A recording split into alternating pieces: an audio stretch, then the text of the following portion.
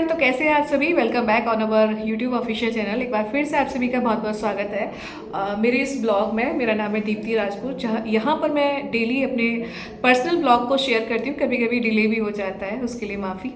और मैंने काफ़ी दिनों से ब्लॉग डाला नहीं था, तो मैंने सोचा कि आज एक ब्लॉग डाला जाए। और आप लोगों की एक डिमांड थी जो मुझे काफ़ी अच्छी लगी, तो उसी पर मैं आज ये ब्लॉग बनाने जा रही हूँ।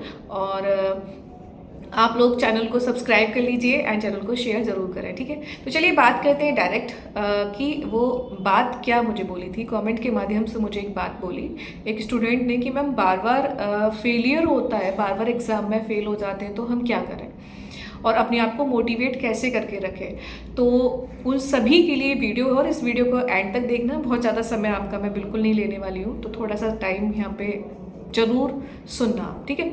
तो ऐसे स्टूडेंट जो लगातार तैयारी कर रहे होते हैं और बार बार फेलियर को फेस करते हैं, एग्ज़ाम क्लियर नहीं हो रहा है, डिप्रेस्ड हो जाते हैं, तो ऐसे में आप अपने आप को कैसे मोटिवेट करके रखोगे। तो सबसे पहला काम कि आराम से आप बैठिए और सोचिए कि फेलियर का कारण क्या है, ठीक है। और जैसे मान लो कि आपने किसी भी एग्ज़ाम की तैयारी की और उसके बाद आप फेल हो गए 1 नंबर से, 2 नंबर से, या ज़्यादा नंबर से आप हो रहे हैं फेल। तो अगर आप बहुत ज़्यादा नंबर से फेल हो रहे हैं, सपोज दैट 10 नंबर या 8 नंबर या 5 नंबर, इनको ज़्यादा में काउंट करेंगे हम। अगर आप 1-2 नंबर से रह रहे हैं तो इसको हम कम में काउंट करेंगे, ठीक है। तो ऐसे स्टूडेंट जो ज़्यादा नंबर से फेल हो रहे हैं, उनका सीधा सीधा मेरी तरफ से ये है कि आपको ज़रूरत है प्रैक्टिस करने की। तो प्रैक्टिस कैसे की जाएगी, आपको ज़रूरत है अपना पेपर पैटर्न समझने की। साथ ही आप मल्टीपल फोकस ना करें अपने आप को। आप जो है केवल एक ही चीज़ पर फोकस रहें, कि जैसे कोई एक एग्ज़ाम को टारगेट करें और उस पर ही ध्यान दें और उसके सारे सब्जेक्ट्स को अच्छे से करें। बिकॉज हर एक स्टूडेंट का एक ना एक वीक सब्जेक्ट होता है जिसमें वो कहीं ना कहीं उसका मन नहीं लगेगा, या कुछ ऐसा होगा उसमें कि उसका मन नहीं लगेगा, या उसको पढ़ने का मन नहीं करेगा, या वो अच्छा नहीं लगेगा। लेकिन कॉम्पिटिटिव एग्ज़ाम की खासियत होती है कि जहाँ आपका मन नहीं लग रहा है उसमें मन आपको लगाना पड़ेगा, क्योंकि हमें एग्ज़ाम क्लियर करने के लिए नंबर्स की ज़रूरत होती है। और यहाँ पर हर एक सब्जेक्ट आपके लिए इम्पोर्टेंट होता है। जैसे बोलते हैं ना कि बूंद बूंद करके घड़ा भर जाता है, वैसे ही आपके लिए एक एक नंबर बहुत ज़रूरी होते हैं। तो इसके लिए आपको सारे सब्जेक्ट इंपॉर्टेंट होते हैं। या तो आपका पहले से ही बेसिक बहुत अच्छा है, तब तो दिक्कत आएगी ही नहीं। लेकिन अगर बेसिक अच्छा नहीं है और आप अभी आए हो और आप प्रैक्टिस कर रहे हो, फेल हो गए, फिर फेल हो गए, फेल हो गए, तो कहीं ना कहीं यहाँ पर एक चीज़ तो लैग कर रही है, वो है कि आप अपनी गलतियों पे ध्यान नहीं दे रहे हो। तो किस्मत को या टाइम को या किसी और चीज़ को दोष देने की बजाय ये देखें कि किस सब्जेक्ट में आपके बहुत कम नंबर्स आ रहे हैं, तो एक चीज़ वहाँ से पता चलेगी। दूसरा, कौन से ऐसे टॉपिक्स और हैं जिनमें आप बार बार गलतियाँ कर रहे हो, क्योंकि आपको पता है बेहतर कि आप बार बार उन्हीं क्वेश्चंस को छोड़ के आ रहे हो।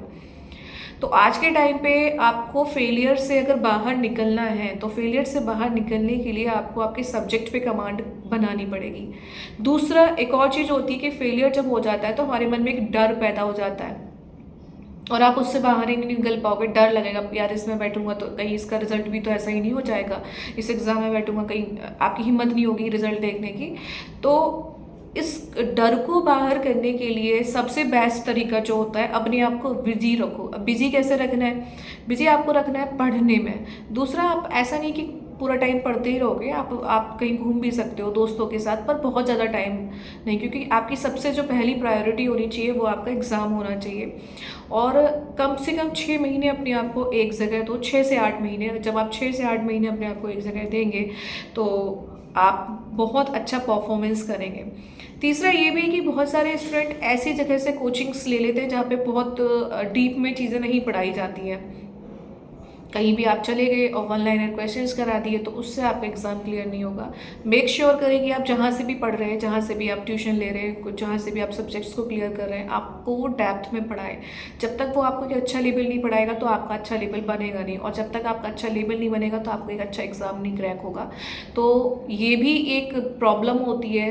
कई बार आप अपने आप को दोष दे रहे होते हैं, लेकिन हो सकता है कि आपको उस टाइप का क्वेश्चन ही नहीं कराया जा रहा है, या उस लेवल का क्वेश्चन ही आपने पढ़ा ही नहीं है, या आपको उस टाइप का टीचर नहीं मिला है। तो आपको एक अच्छे लेवल का टीचर चाहिए। अगर आपको एग्ज़ाम क्लियर करना है तो पहले अपने सब्जेक्ट्स को स्ट्रॉन्ग करें, अच्छे लेवल का टीचर बनाएं, जब अच्छे लेवल का टीचर मिल जाएगा तो अच्छे लेवल के एग्ज़ाम्स भी क्रैक होंगे और इजी लेवल तो ऑटोमेटिक क्रैक हो जाएंगे।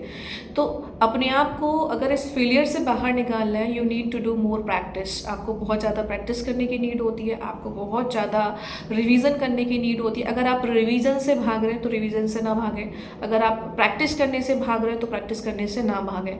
तो ये एक चीज़ होती है। दूसरा, मोटिवेट रखने के लिए ये भी होता है कि आप ना बहुत टाइम तक सोचते मत रहो, अरे यार क्या हुआ था, अब कैसे करूँ, मतलब सोचते नहीं रहना। सोचते रहोगे तो टाइम निकल जाएगा, सडनली फिर आपको लगेगा अरे एग्ज़ाम का नोटिफिकेशन आ गया, चल अब पढ़ाई कर लेता हूँ। तो पढ़ाई जो की जाती है एग्ज़ाम के नोटिफिकेशन आने पर नहीं की जाती है। पढ़ाई जो की जाती है वो 5-6 महीने पहले से की जाती है।